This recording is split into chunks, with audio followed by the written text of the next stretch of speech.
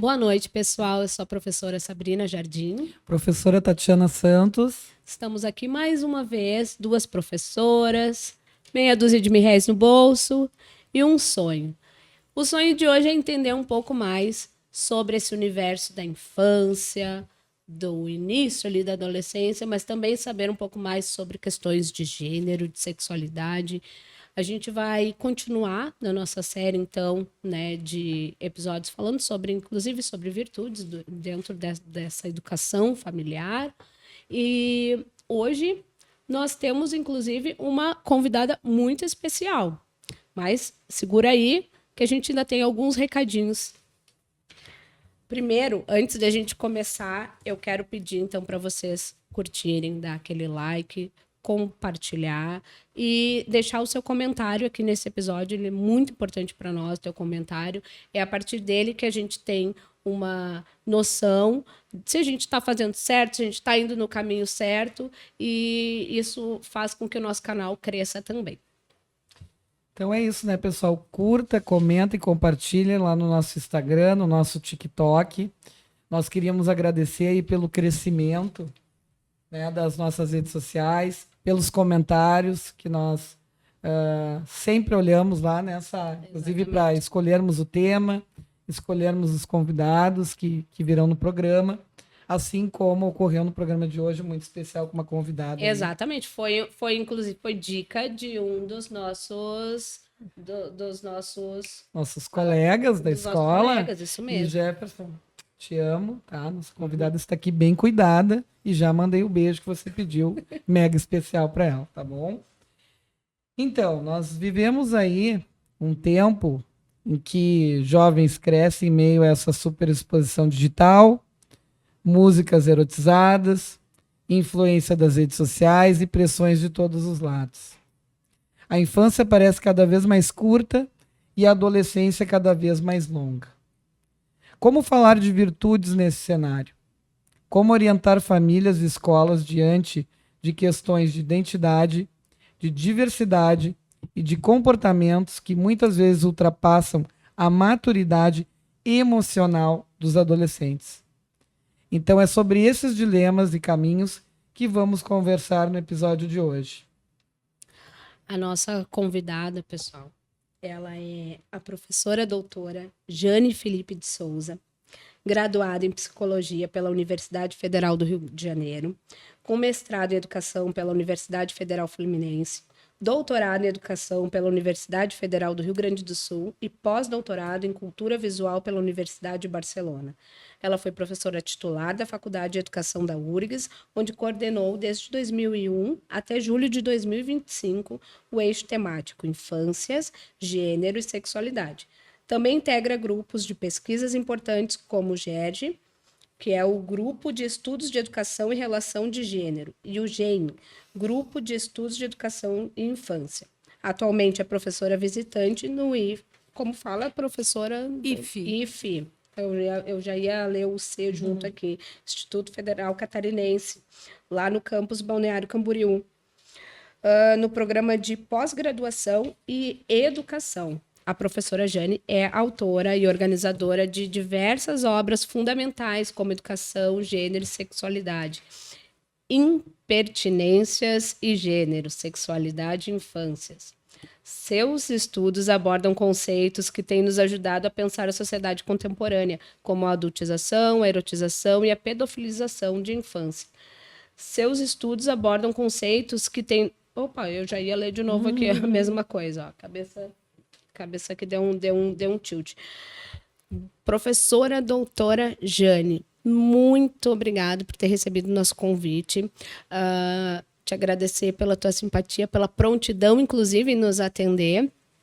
Tu fostes muito bem recomendada e depois, conhecendo o teu currículo, né, desse tamanho, assim, até olhando uma entrevista que tu deu há um tempo atrás, chegou a mencionar que nas faculdades, por exemplo, de pedagogia, cadeiras como gênero, que abordam questões de gênero, são eletivas. Eu, na minha formação, realmente eu não tive Isso fez uma falta. Também não tive uma formação numa faculdade privada menor, né, pequena, assim, e me faltou, inclusive, conhecer pessoas aqui do Brasil, aqui do Rio Grande do Sul, inclusive, que contribuíram tanto para a educação nesse sentido, né, dentro desses temas. E eu realmente hoje estou te conhecendo aqui. Acho que isso já fica até como um puxão de orelha aí para as faculdades, para quem coordena os cursos, né? Vamos falar mais sobre essas questões, vamos falar mais sobre pessoas tão importantes e que contribuem tanto com a educação do nosso país, né? Isso aí. Obrigada pelo convite. Beijo para o Jefferson. Ah, Beijo para a Evelyn também, que foi minha aluna e desde a graduação, minha bolsista de iniciação científica e também foi minha mestranda, né, com um trabalho belíssimo sobre a questão étnico-racial, mas é um prazer enorme estar aqui e quero dar os parabéns por essa iniciativa tão importante, né, da gente falar temas tão, assim, fundamentais para a nossa vida, como as questões de gênero, as questões de sexualidade e também esse problema da adultização, que alguns chamam, eu particularmente chamo de pedofilização, e hoje a gente vai ter oportunidade aqui de estabelecer essas diferenças conceituais, teóricas, né? Sim. E o quanto é importante a gente entender sobre essas questões, sobre a educação que as famílias, as escolas fornecem para as crianças e adolescentes nessa área, né?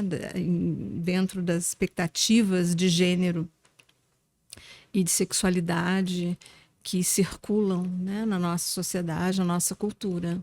Então é um prazer enorme estar aqui. nossa, hein? E receber você aqui também no programa. Então vamos começar a fazer algumas perguntas, então. Vamos lá. Então, vamos partir do início ali, o que nos levou a convidar, então, a doutora, que é o que significa adultização, erotização e pedofilização da infância. Bom, quando a gente fala de adultização, a gente se refere a um conceito bem mais amplo que consiste nesse movimento de estabelecer responsabilidades para crianças e adolescentes. Por exemplo, quando você tranca uma criança dentro de casa por uma questão de proteção, mas estabelece que essa criança tem que cuidar dos irmãos mais novos, né? Tem até um trabalho muito interessante de uma ex-orientanda minha, a Jéssica Moraes, que na sua pesquisa ela descobre e ela trabalha e problematiza essa questão da negligência, que muitas vezes é atribuída às famílias. Quando elas, por exemplo, trancam as crianças dentro de casa porque precisam sair para trabalhar, para fazer alguma coisa, mas, na verdade, elas têm essa função de estabelecer uma certa proteção, mas, ao fazer isso, responsabilizam crianças que não têm ainda maturidade, condições de tomar conta de uma casa, tomar conta dos irmãos mais novos, né? Estamos falando de crianças de 5 anos que são colocadas nessa função. Então, esse é um exemplo de adultização, né? Agora, desde 2002, o nosso grupo de estudos, que se chama, na verdade, é um eixo temático, que se chama Infância, Gênero e Sexualidade, dentro da linha de pesquisa Educação, Sexualidade e Relações de Gênero, vinculada ao programa de pós-graduação em Educação, a gente tem trabalhado com esse conceito de pedofilização, que significa você erotizar os corpos infantis. Pedofilização não é a mesma coisa que pedofilia. Quando eu criei esse conceito, eu estava pensando justamente nessa ideia contraditória que nós temos na sociedade brasileira e em outras também, em que você cria leis para proteger as crianças e os adolescentes, mas, ao mesmo tempo, esta sociedade que cria essas leis de proteção disponibiliza esses corpos infantis para que eles sejam consumidos e desejados, especialmente quando a gente pensa nos corpos femininos infantis. Embora a gente perceba também que os corpos masculinos infantis também sofrem esse processo de pedofilização. Mas lá, em 2002, quando eu pensei esse conceito, eu estava justamente tentando entender essa questão. Cabe lembrar que na década de 90, a gente teve situações muito bizarras em relação às crianças. Quando, por exemplo, era muito comum você pegar a imagem das meninas e também dos meninos, colocando-os numa situação extremamente erotizada. Você pode ver isso em capas de discos daquela época, você pode perceber também aquelas mulheres que trabalhavam com animação de crianças, tinham os programas infantis e elas mesmas se vestiam de modo erotizado. É óbvio que eu não estou culpando as apresentadoras em si, porque ali elas têm toda uma produção, tem uma direção que as coloca nesse lugar, não é? E um roteiro que mostra o que elas têm que dizer, o que têm que fazer com as crianças, enfim. Então, a década de 90, você observa isso também, de um modo muito forte, esta erotização dos corpos. Nos concursos de beleza, vários programas de TV estabeleciam concursos para crianças, quem imitava o grupo El Chan, por exemplo, né? Ou então concursos de beleza. E eu acho bem interessante de pensar naquele filme, Pequena Miss Sunshine, que mostra exatamente esse processo de erotização das meninas. Então, o primeiro aspecto do conceito de pedofilização consiste nessa erotização. É colocar um olhar sobre a criança tentando remetê-la a uma posição adulta, quando ela não é ainda uma adulta, ela é apenas uma criança, né? Então, vocês devem lembrar que em outros países, especialmente nos Estados Unidos, existem concursos de beleza em que as meninas elas se vestem praticamente como se fossem pequenas mulheres, inclusive com dentaduras para aquelas menininhas que já caíram os dentinhos de leite, né? Então, esse aspecto, ele acaba se acelerando com o advento da internet, e a internet possibilita, então, essa chegada das diversas redes sociais em que você acaba facilitando muito a vida, por exemplo, de pedófilos que ficam com mais facilidade e mais acesso a essas crianças. E é muito interessante pensar que os pais, eles têm supostamente a ideia de que as crianças estão mais seguras dentro de casa. Só que com este acesso irrestrito aos celulares, aos smartphones, por exemplo, você não está seguro, porque aquilo ali é um portal para o inferno, praticamente. Sim. Porque você tem ali pessoas muito mal intencionadas, se passando por crianças, ou estabelecendo conversas, ou estabelecendo chantagens, ou fazendo bullying, ou fazendo uma série de coisas absolutamente perversas, como estabelecer desafios em que muitas vezes as crianças e adolescentes podem chegar a óbito por causa dessas questões dos desafios propostos, né? Bom, já o segundo aspecto do conceito de pedofilização implica justamente no contrário, que é você fazer da infância uma forma de fetiche. Então, quando você, uma mulher adulta, se fantasia de menininha para um fetiche sexual, você está, então, estabelecendo esse processo de pedofilização. E o terceiro aspecto da pedofilização consiste numa violência, porque, na verdade, esses processos acabam possibilitando uma espécie de naturalização do assédio e também uma possibilidade de violência, abuso sexual e de exploração sexual. De modo que as meninas, desde muito pequenas, elas são acostumadas a pensar que o corpo delas só tem valor, ou que elas próprias só têm valor se elas exibirem os seus corpos de uma determinada maneira diante desse olhar adulto, né? Então, esse é o conceito de pedofilização. Pedofilia já é uma parafilia, já é um outro problema do campo médico, do campo psiquiátrico, e ela se caracteriza pela intenção, pelo desejo de estabelecer uma relação ou um desejo por crianças pré-púberes. No entanto, é importante aqui referir que nem todo pedófilo ele vai molestar fisicamente, diretamente uma criança, mas ele alimenta essa rede de pedofilia quando, por exemplo, ele consome pornografia online, né? E outra coisa importante, nem todo abusador é um pedófilo.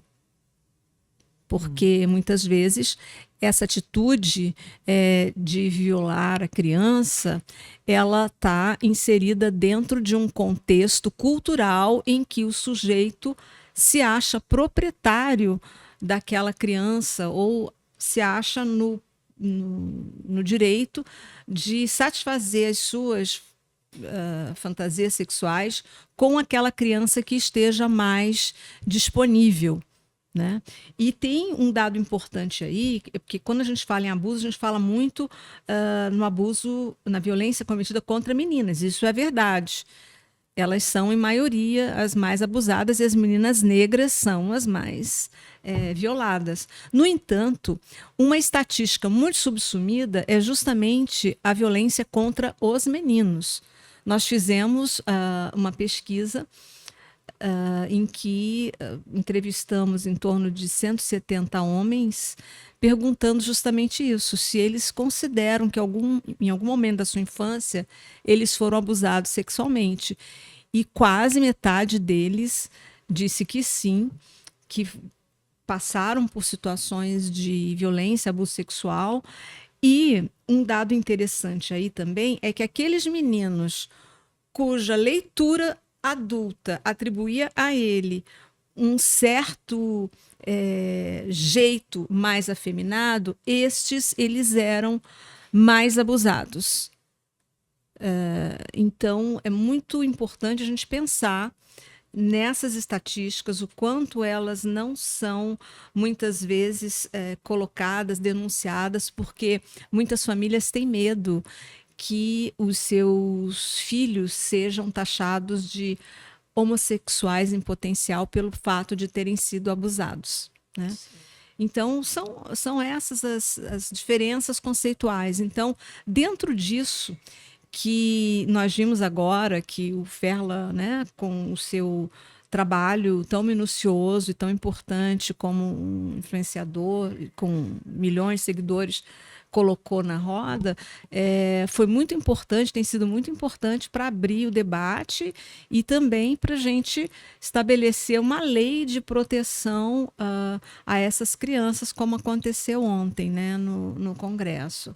Então, é fundamental a gente pensar nessas estratégias de proteção para que as crianças tenham uma maior possibilidade de desenvolvimento saudável, né? Psicológico, motor, enfim. E aí a gente pode falar num outro momento sobre as dificuldades que os pais, as famílias encontram de estabelecer essa proteção, porque muitas famílias não querem reproduzir a educação repressora que elas tiveram. Então, elas confundem autoridade com autoritarismo. Então, muitas famílias têm um certo receio de reproduzirem aqueles preceitos tão radicais, tão difíceis, né, que suas famílias implementaram para a própria educação deles, de forma muito autoritária. Então, elas não querem reproduzir isso, e aí muitas famílias se perdem nessa dificuldade de estabelecer limites. A criança precisa, sim, de limites, especialmente nessas situações em que você tem famílias que são analfabetas digitais, ou seja, elas não têm um letramento suficiente porque não foram educadas para isso, e então elas não conseguem nem saber exatamente o que se passa ali na tela, o que a sua criança está acessando, né? Então é bem importante a gente pensar nessas questões. Sim, nossa. Desculpa.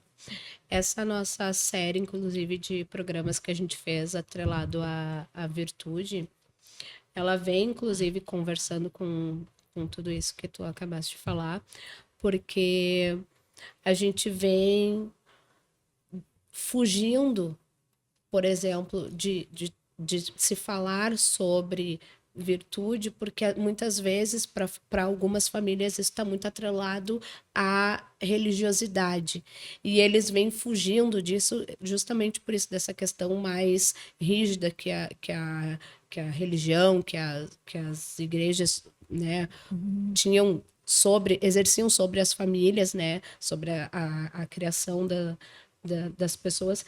E eu venho de família que, por exemplo, assim, ninguém na minha família frequenta a igreja, sabe?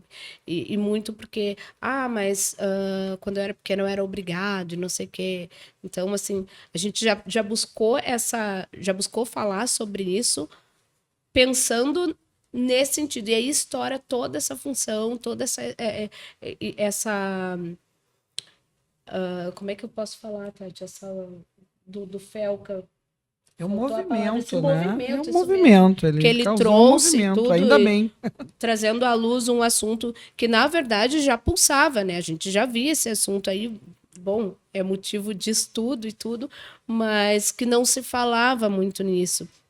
E aí as famílias tentando orientar as suas crianças, os seus jovens, depois do advento da internet, principalmente, mães que já não ficam mais em casa. Eu, por exemplo, sou uma que trabalho o dia inteiro, meu filho, então, agora adolescente, ele fica em casa, né? E o celular tá lá, o computador tá lá. E aí, meu Deus, às vezes eu fico pensando assim, como que eu faço para acessar esse menino, conversar com esse menino, entender a cabeça dele agora, onde que eu tô errando, por onde eu devo ir, tudo isso, sabe? Talvez as virtudes também seriam alguma coisa que a gente poderia ter ao nosso lado, ao nosso favor, nesse que momento. a palavra virtude parece muito vinculada a essa questão moral. Isso. Então, quando vocês propuseram essa nomenclatura, eu fui atrás de pegar a raiz da palavra virtude. Então, descobri que essa palavra tem origem no termo latino virtus, que significa força e excelência. No grego antigo, o termo equivale a arete, que é também excelência, mas tem uma conotação muito mais ampla, no sentido de que envolve aí a ideia de pleno desenvolvimento das capacidades de algo ou de alguém. Então, aqui também a gente pode ver alguns exemplos de virtude. Prudência seria uma virtude, por exemplo. Sabedoria prática, discernimento. Então, essa é uma virtude. A virtude da justiça, né? Quando você busca equidade, imparcialidade. A virtude da temperança, que tem a ver com moderação, equilíbrio, né? Então, em resumo, a virtude implicaria uma disposição para o bem, para essa excelência moral, um desenvolvimento pleno das capacidades humanas, né? Tanto no caráter como na ação também. Então, dentro desse aspecto da erotização, da adultização, da própria pedofilização como um fenômeno cultural e social dos últimos tempos, a gente pode pensar que uma das virtudes fundamentais seria o sujeito ter uma ética e ter uma empatia, seria uma grande virtude, né? Então, o exemplo do influencer, aquele que cooptava meninas, aliciava meninas e meninos morando na casa dele, pagando um dinheiro para as famílias, se aproveitando da miséria dessas famílias para poder, então, fazer daqueles corpos infantis e adolescentes corpos rentáveis, a tal da monetização, né? E aí você vê também uma falta de ética das big techs, porque elas, obviamente, teriam meios, né, diante de tanta tecnologia, teriam meios de barrar isso, mas isso não acontece. Então, a gente esperaria, dentro desse contexto, uma atitude mais ética dessas pessoas, uma atitude de responsabilidade dos pais no cuidado e na proteção.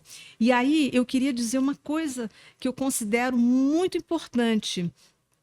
É claro que muitas famílias são muito zelosas no cuidado e na educação e na proteção de seus filhos, mas outras famílias, no entanto, parecem ter uma incapacidade de exercer plenamente, com ética, com virtude, a maternidade ou a paternidade. E aí a gente pensa no quanto as pessoas acham que, pelo simples fato delas terem essa capacidade de procriar, que a educação que elas vão dar para os filhos é algo automático, como se houvesse uma espécie de essência que as capacitasse no cuidado e na educação. E isso não é verdade. As estatísticas mostram, e essa situação do cara que foi preso, cooptando as crianças, e uma série de outros exemplos mostram o quanto várias pessoas são incapazes de exercer de uma forma ética a sua maternidade ou a sua paternidade. Porque praticamente nessa situação específica elas estão participando de tráfico humano, praticamente. Né? Então, para você exercer plenamente, de uma forma ética, de uma forma virtuosa, a maternidade, a paternidade, você precisa de duas coisas básicas. Primeiro, ter uma competência técnica. O que eu estou chamando de competência técnica? É entender que quando você gera uma vida, você tem que ter a responsabilidade por aquele ser que você está botando no mundo.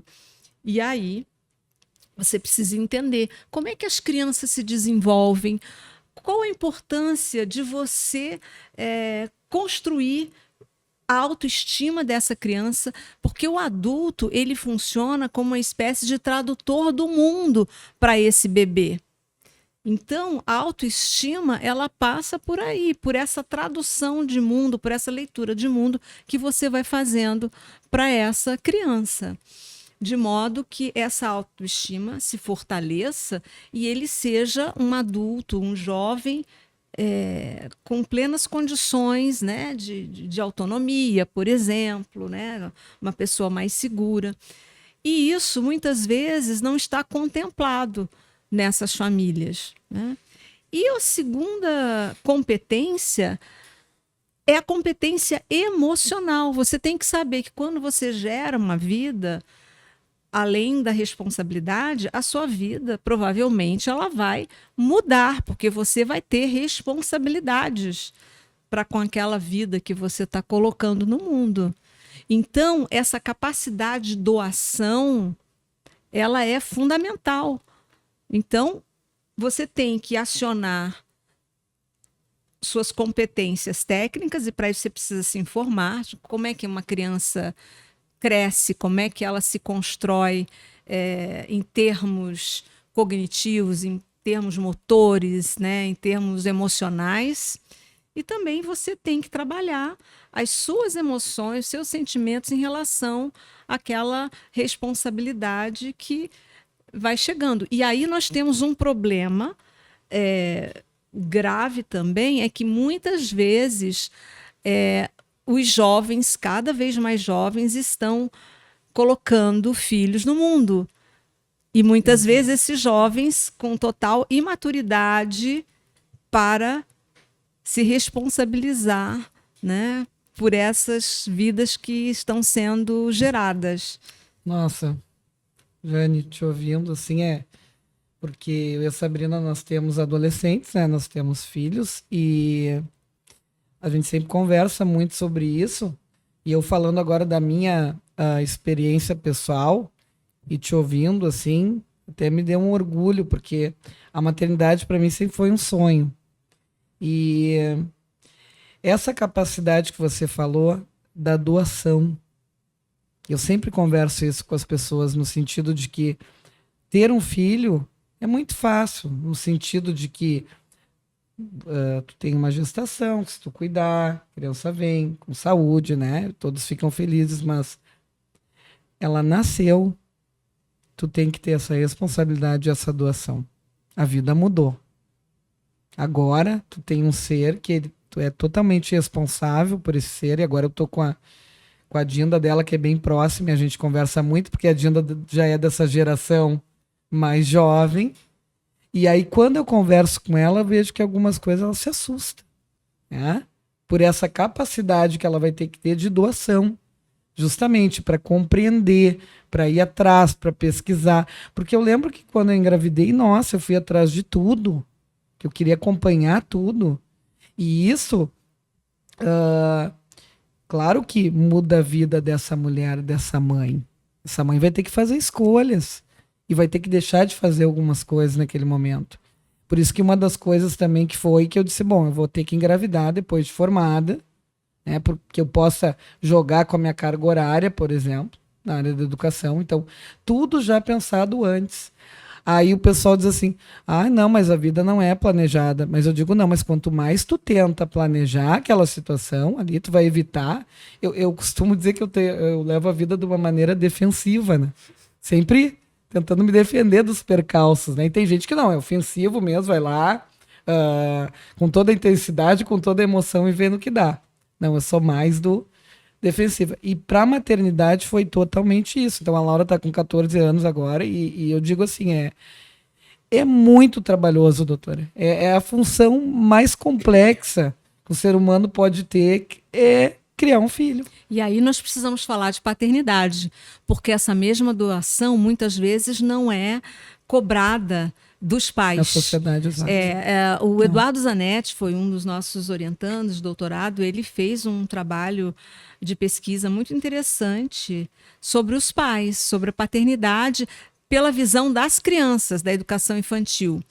E é muito interessante ver o que as crianças falam sobre esse pai ausente. Ele, inclusive, criou uma categoria da presença ausente, quando muitas vezes os pais terceirizam, especialmente no caso de pais separados e que eles têm que pegar os filhos, eles acabam terceirizando para a avó e não cuidam efetivamente. E existem estatísticas muito cruéis no Brasil mostrando que quando a criança nasce com algum problema, muitas vezes, ou na maioria das vezes, esses pais abandonam este filho, abandonam a relação com a mulher e também com os filhos e se somem no mundo e não se responsabilizam.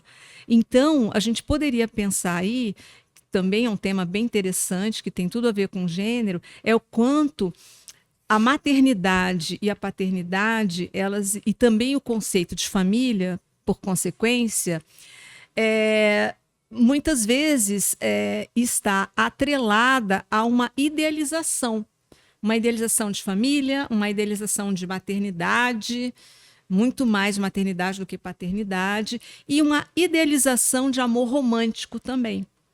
Então, essas questões de gênero, elas são fundamentais para a gente discutir violência, porque, por exemplo, a questão da idealização do amor está muito vinculada à dificuldade de muitas mulheres denunciarem as violências sofridas, seja abuso sexual, seja violência psicológica ou maus tratos emocionais, ou violência patrimonial e uma série de outras violências, né? Porque aí é importante explicar sobre o conceito de gênero. Eu utilizo o conceito de scripts de gênero. Scripts nada mais são do que roteiros que são construídos nessa sociedade ou em qualquer outra, em geral pelas instituições e também pelos vários discursos que temos. O discurso religioso é um deles,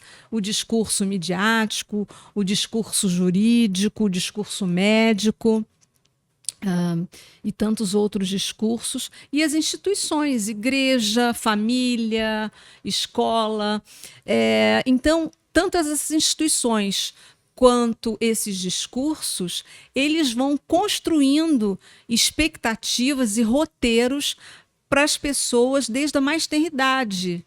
Então, se você nasce um menino, existem expectativas em relação a este menino e ele acaba sendo educado de acordo com essas expectativas. O mesmo acontecendo com as meninas. Quando essas expectativas não correspondem àquilo que a família quer, aquilo que a sociedade, ou nos seus diversos grupos, enfim, desejam, essa pessoa ela pode sofrer sanções, ela pode sofrer rejeições, ela pode, inclusive, vir a óbito, como no caso das pessoas trans. Vocês sabem que no Brasil o maior índice de mortes no mundo é justamente aqui no Brasil, que, enfim, mata as pessoas trans, justamente, ou travestis também, justamente por não aceitarem este corpo, não aceitarem esta forma de sujeito se perceber e se conduzir e tal. Então, a gente pode pensar também, de uma forma bem radical, quanto as famílias têm sido incompetentes na educação para a diversidade, porque, de certa forma, elas estão produzindo ou permitindo que estes filhos que elas geraram matem outras pessoas que elas entendem que são diferentes delas, e essas diferenças, portanto, são inaceitáveis, são insuportáveis, portanto, eu tenho que eliminar aquilo que difere de mim. Então, essa é uma reflexão muito importante para a gente fazer sobre as famílias e sobre essa idealização de famílias. Bom, eu acompanho a cada ano os dados do Atlas da Violência e também aquele Fórum de Segurança Pública, né, que sai todo ano. Então, é interessante a gente monitorar e ver os índices de violência, os índices de negligência, que é uma das formas mais cruéis de violência contra crianças, por exemplo, especialmente nos primeiros anos de vida. O que mais ocorre é a negligência. Assim como na idade adulta avançada, a negligência também ocorre com as mulheres idosas, né? E a partir de uma determinada idade também, assim, na juventude, a violência sexual é o que mais acontece, também a violência física, né? Então, esses dados são muito importantes e ajudam a gente a pensar, mas de que família é essa que a gente está falando? A gente está o tempo inteiro trabalhando com uma idealização de família que não existe. Inclusive, nesses discursos mais conservadores, que acham que a gente não tem que discutir sexualidade e gênero na escola, não tem que fazer uma educação para a sexualidade na escola, esse discurso defendido por grupos conservadores e grupos religiosos também, enfim, mostram uma limitação nessa compreensão do que é a sexualidade e do que são, de fato, as relações de gênero.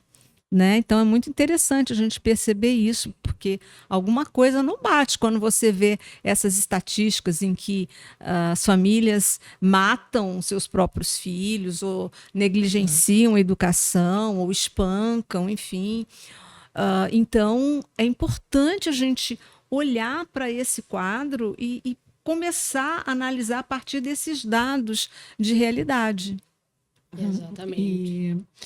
E, doutor, é interessante também você falar sobre isso, porque agora me vem o caso dessa questão da idealização e do romantismo. Assim, quando a gente conversa, e eu quando converso com os colegas ou com os amigos, eu justamente falo sobre essa questão que eu, inclusive contigo, né, Sabrina? Eu acho que o amor é muito essa coisa idealizada, o casamento, as famílias, tanto que quando eu estou em aula, eu muitas vezes digo para os alunos, aqui nós não estamos lidando com aquela família da propaganda da margarina. Aqui nós estamos lidando com famílias reais, com casos reais. E eu lembro que, veja bem, eu, uma pessoa esclarecida ali, que tem um nível cultural, um nível de estudo, quando chegou num período em que eu e o marido nós estávamos no período assim de rotina e começamos a termos discussões em casa, na frente dessa adolescente, quando eu cheguei à conclusão de que nós poderíamos seguirmos juntos, porém não no mesmo ambiente, para nós vermos como é que ia ficar. Eu não gostaria de terminar, mas eu gostaria de cada um na sua casa. Doutor, eu lembro a dificuldade que eu tive para externar esse meu sentimento devido ao conceito aquele da sociedade. Não, mas o que vão falar? Como é que vai ser isso? Vão ficar me perguntando, eu vou explicar como. Não, tá separada. Toda vez eu vou ter que explicar isso. Assim como a outra questão, eu não tenho pai, agora há pouco fiz aniversário também, eu não tenho pai reconhecido, não sei onde está o pai, já coloquei detetive, toda uma situação em que eu ali, uma menina parda, sem pai, então que sempre tem que mostrar um dossiê da vida, entende? E essa reflexão tua agora sobre família me trouxe muito isso. Nossa, como a sociedade nos cobra uma situação. Porque eu me senti muito mal e me sinto muitas vezes. Não, mas vocês estão separados, né? Não, não é isso. É porque... E deu muito certo, entende? Deu muito certo para a filha, deu muito certo para mim, deu muito certo para ele. Mas veja como a sociedade impõe essa idealização que eu não estou naquela perfeição, eu não estou. Entende? Eu não estou enquadrada, doutora, no Quer padrão. ver um exemplo que mostra muito essa idealização? Esses ditos populares do tipo, pai é pai, mãe é mãe. Não. Para você merecer esse título de mãe, de pai, não basta apenas gerar. Você precisa exercer essa maternidade e essa paternidade de uma forma adequada. Mas você muitas vezes cobra da criança esse amor incondicional, quando muitas vezes ela odeia esta mãe que a maltrata, ou ela odeia este pai que também a despreza. E você exige que as crianças, os jovens, amem incondicionalmente esta criatura que não teve a competência de exercer o seu papel de forma adequada. Então a gente precisa pensar nessas coisas. Não. Muito, doutor. Para mim, isso não funciona. Pai é pai, mãe é mãe. Quer dizer, você tem que amar incondicionalmente? Não. Não mesmo. Você tem que dar espaço a esse sentimento. Mas o que será que provocou em mim esse sentimento de amargura, de tristeza em relação àquela criatura? Bom, aquela criatura não exerceu adequadamente seu papel, né? Então a gente tem que parar de romantizar e endeusar essas figuras. Né? Eu falo isso pro meu filho, eu digo para ele assim, Arthur, eu sou tua mãe e eu te amo por uma escolha, eu escolhi te amar. O amor, ele veio de uma escolha que eu fiz de amar ele. Eu gerei ele e isso é fato. Agora, eu amo ele porque eu escolhi amar. E o meu amor, a escolha que eu fiz é que esse amor, ele é incondicional. Agora, voltando àquela questão da escola, do papel da escola, discutir uma educação para a sexualidade, atualmente eu coordeno uma pesquisa que se chama Ignorar para Cobertar ou Informar para Proteger. Scripts de Gênero e Sexualidade na Prevenção das Violências contra as Crianças. A escola, ela acha importante, por exemplo, trabalhar aparelho digestório, aparelho respiratório, mas quando chega na questão da sexualidade, ai não, eu não posso discutir isso na escola porque é tarefa dos pais. Só que os pais também não discutem de uma forma objetiva e clara e tal. Então, o que acontece? Você acaba estabelecendo um total desconhecimento desse tema em relação ao seu filho, que ao não saber, ao desconhecer, acaba em situações de vulnerabilidade. Então, nessa pesquisa que o professor Cristiano Rosa fez sobre essa parte dos meninos que foram abusados, um dado importante que ele observa é que grande parte desses meninos que foram abusados não contaram nada para as suas famílias e não contaram também na escola. Ou seja, nem a família, nem a escola são instituições de acolhimento e de proteção, porque eles não se sentiram confortáveis. E a maioria também não recebeu nenhum tipo de orientação preventiva, nem na escola e nem nas suas famílias, né?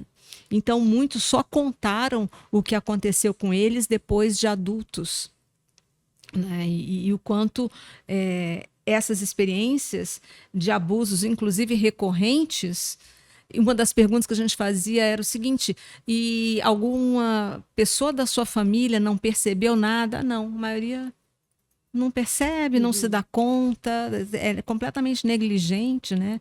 E às vezes empurra a criança para situações de vulnerabilidade, especialmente porque a criação de meninos e meninas, em muitas famílias, é uma criação totalmente distinta. Por exemplo, os meninos são criados mais soltos. Ao fazer isso, você coloca o seu filho em vulnerabilidade. Porque muitas vezes ele fica à mercê de um vizinho, geralmente algum parente também, um tio, um primo, alguém assim, e ele e ela também não sabem o que está acontecendo ali diante de uma situação de violência e abuso sexual. Sim. Não entendem muito bem, se sentem culpados, muitas vezes são ameaçados, né? Então, é muito importante a gente entender que é totalmente adequado e fundamental você discutir educação para a sexualidade nas escolas, porque a escola faz parte de uma rede protetiva. Então, obviamente, discutir o tema com as crianças na medida das suas capacidades, por faixa etária, mas sempre indicando situações que visem ao conhecimento do próprio corpo e à proteção, né? E ao reconhecimento de situações de perigo. Embora a gente não possa colocar isso só na conta das crianças, você precisa também estabelecer políticas públicas para essas famílias, para informação, porque muitas vezes as próprias mulheres, mães de determinadas famílias, naturalizam essa situação de violência. Acham que os homens são assim mesmo e não há nada a ser feito sobre isso, né? Então é preciso construir aí ações nas várias redes de proteção. Então, a gente está falando da área da educação, mas a gente está falando também da área da cultura, da área da assistência social, a área do direito, enfim, esses vários atores, o próprio Conselho Tutelar, esses vários segmentos aí que têm a função de garantir essa proteção. E eu vejo que, mesmo com a precariedade das instituições, doutora, nós temos também que como profissional, por exemplo, da educação, termos essa consciência que nós temos essa responsabilidade. Então, por exemplo, eu a semana passada trabalhei, a Sabrina inclusive esteve comigo em sala de aula sobre toda essa questão desse vídeo. Nós fizemos debates. Agora eu entrei com eles, né? Eu sou de língua portuguesa, literatura, num texto sobre adolescência. E claro que eu muitas vezes estou me vendo numa saia justa, porque entra na adolescência, vai falar da puberdade. Hoje foi um dia. Então vai falar da menstruação, vai falar da genitália, vai falar. Então eles são adolescentes. E claro que é um desafio para mim também ficar ali, né? E manter aquela postura de tentar, assim, auxiliar e orientar da melhor maneira. Mas veja, eu poderia me concentrar só na sintaxe, então. Mas eu vejo que não. E eu vejo que em todas as disciplinas, a gente, mesmo sem termos as políticas públicas, a gente tem que começar a fazer esse tipo de coisa. Porque eu vejo que está cada vez mais difícil que as instituições abram. Ao contrário, as instituições cada vez mais fecham. Cada vez mais não querem essa conversa, cada vez acham que é assim mesmo. Como disse a minha aluna, que eu falei no podcast passado. Sora, as coisas erradas, ou muitas vezes a falta delas, virou normal. E aquilo, quando ela me falou, eu digo, nossa, não pode ser normal. Então a gente tem que, mesmo com pouco que se tem, que é o que eu digo, e muitas vezes é muito pouco, mas a gente tem que ter essa consciência. Eu, além de professora, já fui conselheira tutelar também. Então, isso que você está falando, a gente passa por diversas situações, né, muito tristes.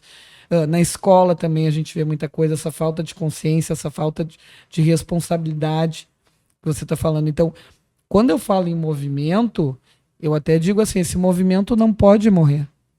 Esse movimento que esse influenciador fez. Ao contrário.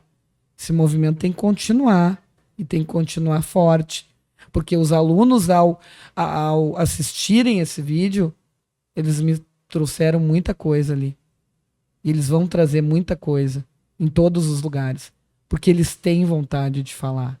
Mas falta esse momento do acolhimento e falta esse momento deles sentirem a segurança. E tá faltando um preparo, acho que também, nosso, né, de categoria, nosso, dos professores, para gerar esses momentos dessa conversa e como trabalhar essa conversa com os alunos. Bem como eu falei, eu mesma, na minha formação de pedagogia, não lembro de uma cadeira sobre. Então fica a sobre dica, gênero, inclusive, sobre né, para os nossos, sexualidade.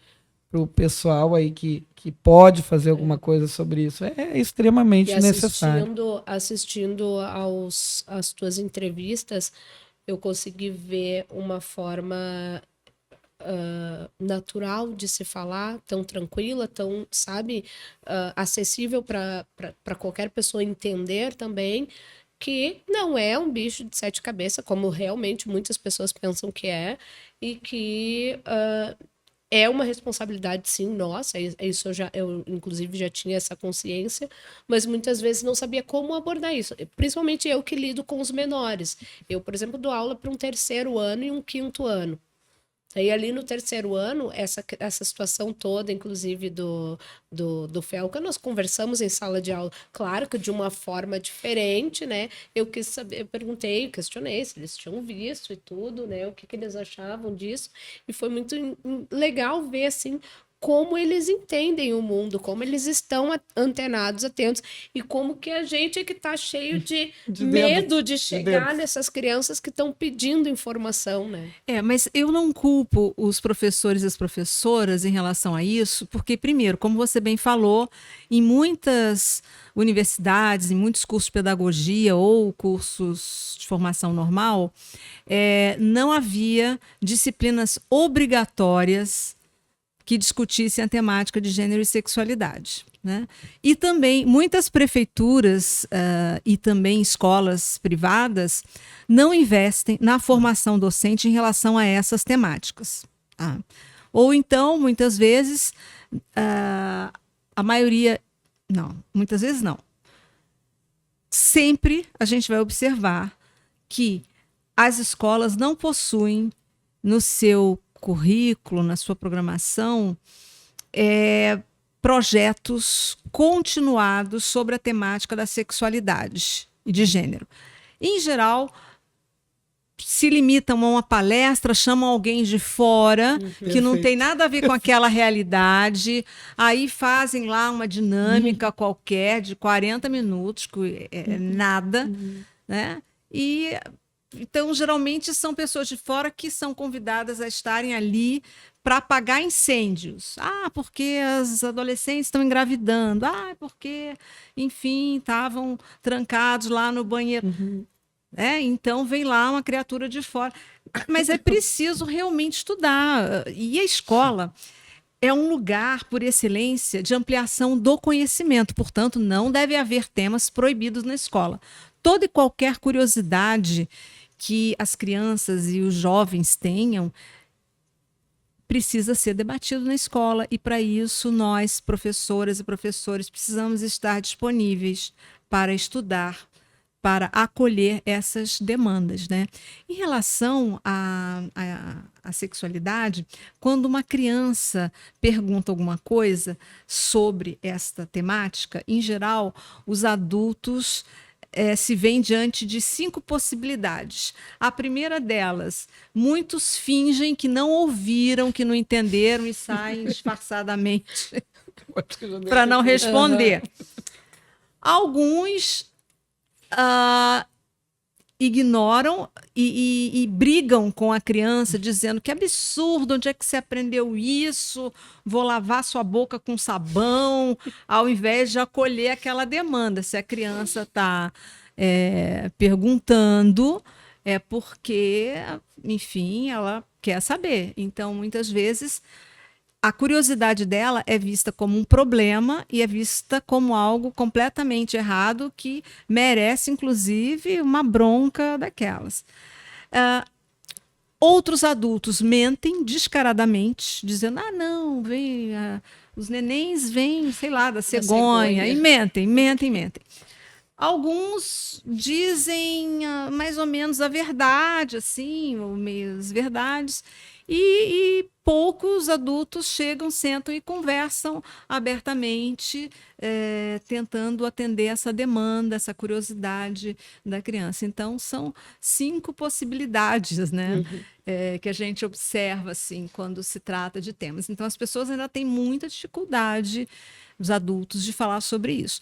Um outro problema é que vocês devem estar lembradas que a partir de 2015, quando o Plano Nacional de Educação, ou ali naquela época, ou 2014, começou toda uma discussão provocada por religiosos, né, e pessoas mega conservadoras querendo tirar a palavra gênero e sexualidade do Plano Nacional de Educação. O que aconteceu?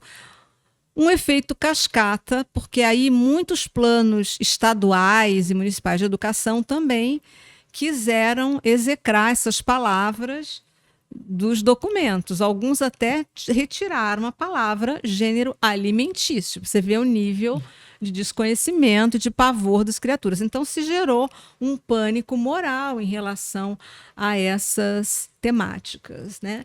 Então, muitos professores e professoras que trabalhavam essas questões foram literalmente perseguidas e perseguidos pelas famílias.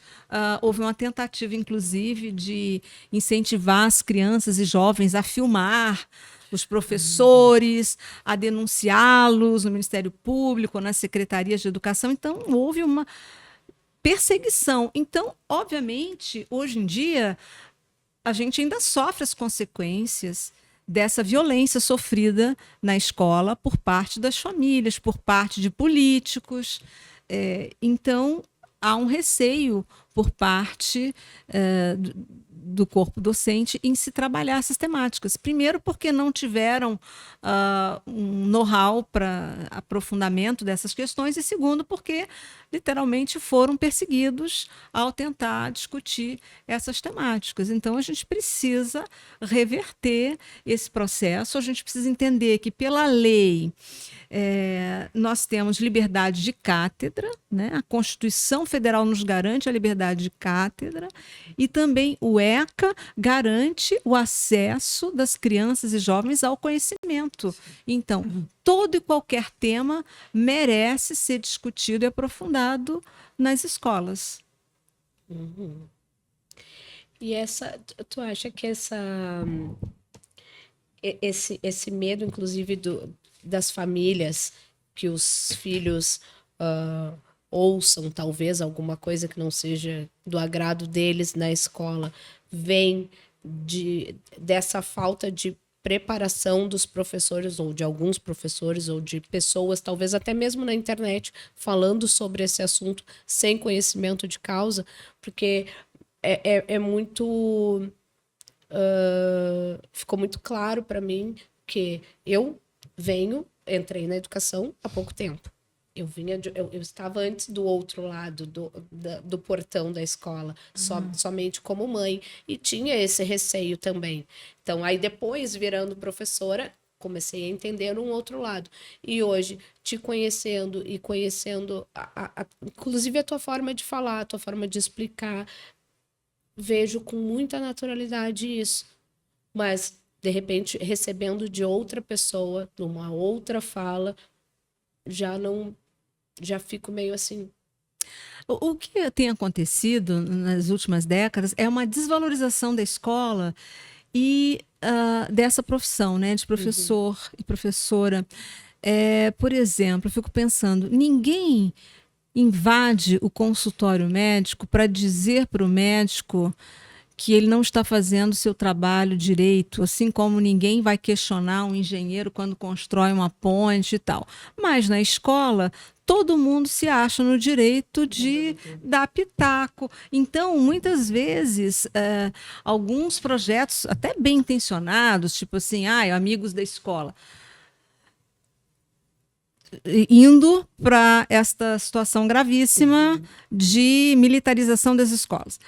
Então, assim, todo mundo resolve para dentro da escola, dar pitaco, achar que os professores são os incompetentes. Então, a gente se ressente muito desse discurso de valorização, de desvalorização da escola e dos professores e das professoras, né, que sofrem com esse tipo de coisa. Parece que as pessoas de fora é que fazem as melhores coisas. Então, a gente precisa confiar mais nesses professores e professoras, e também na instituição escolar como uma instituição protetiva, né, que acolhe ou que tenha pelo menos condições mínimas de acolhimento, porque a criança e o jovem, muitas vezes, quando ele não tem esse respaldo familiar, essa confiança de contar determinadas coisas, é na escola, é na figura daquele professor ou daquela professora que ele vai procurar se abrir, vai contar coisas, né? Quando a criança está em sofrimento,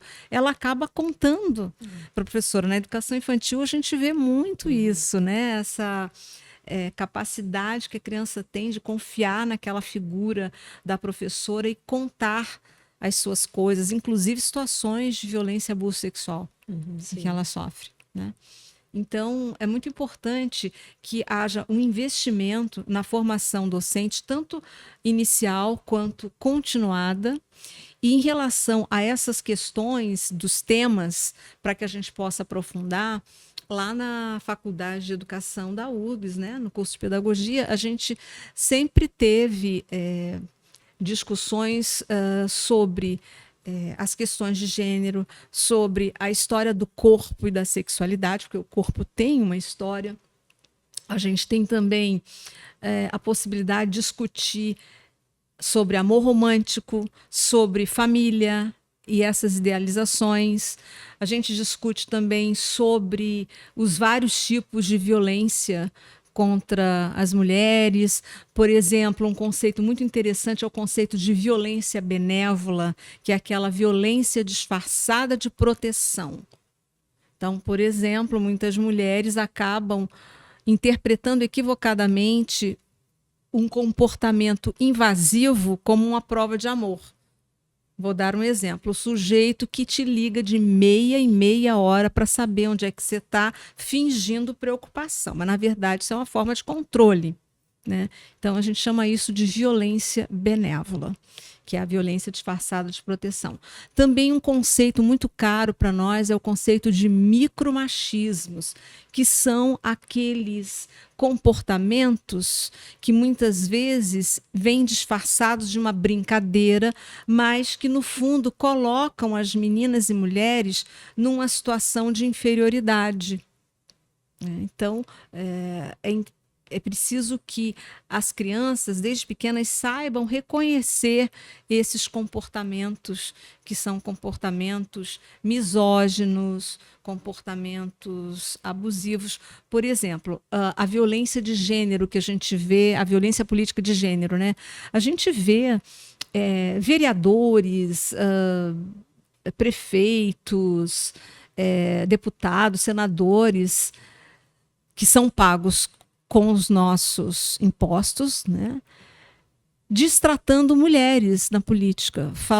Eu vi hoje mesmo não sei se é vereador ou deputado, do Ceará, de algum lugar lá do Ceará, em que ele, na tribuna, começa a tirar roupa suja e se dirige a uma, acho que é deputada, enfim, uma mulher parlamentar, dizendo, aqui, ó, vai lavar minhas roupas, então, não sei o quê. Quer dizer, de uma grosseria, de uma trogloditice que não se instalou agora nesse sujeito. É uma educação que o leva a ter esse comportamento grosseiro, troglodita, e que mereceria uma cassação, por exemplo, porque é a falta total de decoro. Então, esses temas são temas importantes para a gente discutir. Também os vários tipos de violência contra crianças, contra mulheres, enfim, como a negligência, né, o abuso, e também o conceito de pedofilização, também um conceito que a gente começou a discutir de uns anos para cá, é essa ideia de que nós mulheres temos uma 8ª jornada de trabalho. Eu vi falando sobre isso. Né? Porque todas nós, então assim, tem uma coisa que me irrita profundamente quando a pessoa diz, dupla jornada. Amigo, dupla jornada, não. Nós temos uma 8ª jornada de trabalho porque nós somos educadas desde sempre a cuidarmos do nosso visual, a cuidarmos da casa, a casa praticamente como uma extensão da minha pessoa. Então, se você não está com batom, não está com rímel, você é tida como uma pessoa desleixada. Da mesma forma, a questão da casa, né, que tem que estar impecável sempre. Se você trabalha fora, você tem que ser um excelente profissional. Se você tem filhos, tem que ser uma excelente mãe. Se você tem um parceiro, uma parceira, você tem que ser um excelente amante, enfim, parceiro. Se você estuda, tem que ser uma ótima aluna. Muitas de nós cuidam dos pais idosos e muitas de nós cuidam dos netos. Então, são 8 jornadas. E por que eu estou chamando de jornada? Porque em todas essas você tem uma energia, um gasto de energia do ponto de vista de tempo, do ponto de vista emocional e do ponto de vista financeiro, né? Então, por isso que eu estou chamando de jornadas. Tá? Então, esse é um tema importante para a gente discutir. Sim. Né? E isso se dá muito presente na escola e é tão naturalizado que, às vezes, as professoras nem se dão conta quando, por exemplo, elas se propõem a fazer homenagem para o Dia das Mães, porque existem escolas que ainda trabalham nesse modelo dicotômico, né, de homenagem para o Dia do Pai, homenagem para o Dia da Mãe. E aí já vi situações em que as próprias professoras dizem assim, não, a homenagem para os pais, eles não têm tempo, vamos fazer tudo em 1 hora, bem rapidinho. Para as mães, como aconteceu comigo, quando a minha filha ainda estudava, a homenagem que resolveram fazer para as mães foi levá-las para um sítio num sábado às 7 da manhã e voltar assim, 2, 3 da tarde, ainda segurando uma plantinha assim, equilibrando no ônibus. Aí eu tive que fazer uma cartinha para a escola. Disse, gente, pelo amor de Deus, vocês são mulheres. Sábado é um dia importante para gente dormir até mais tarde, ou então para deixar a casa organizada, fazer as coisas. Aí, se eu tenho que chegar às 7 da manhã na escola para sair para essa homenagem, eu tenho que acordar pelo menos, sei lá, 6 da manhã para conseguir. Sabe? Então, essa. A homenagem dá mais trabalho. Isso não é uma homenagem, gente. Isso é uma tortura, isso é um castigo. Sabe? Então, a gente tem que pensar nessas coisas, né? Enfim. Verdade. Então tá, pessoal. A gente tá agora nos encaminhando aqui pro final, então, da nossa conversa. Eu queria te agradecer, Jane, pela presença, pela espontaneidade também e nos atender, pela simpatia e por todo esse ensinamento, né? Te digo então que a partir de agora eu vou ir mais atrás dos teus conteúdos também para poder me inteirar mais. Eu acho que faz parte do nosso crescimento e eu sou a favor de que a pessoa ela cresça, ela estude enquanto ela está aí, enquanto ela tem jornada para isso. E eu tenho muita jornada para isso. Até porque, né, a nossa matéria-prima como professores e professoras é o conhecimento. Exatamente. Então, lamento, mas o professor tem que estudar. Exatamente. Claro, a gente não sabe de tudo, obviamente, porque vão surgindo novas demandas. E a gente tem que pegar a nossa matéria-prima, que é o estudo, é o conhecimento, é se inteirar. Então, nesse sentido, eu sugiro que as pessoas que nos ouvem, nos veem, possa acessar, por exemplo, pelos nomes, né? Se quiser. Jane Felipe no lume.urgs.br, que ali tem vários artigos e livros sobre essas temáticas.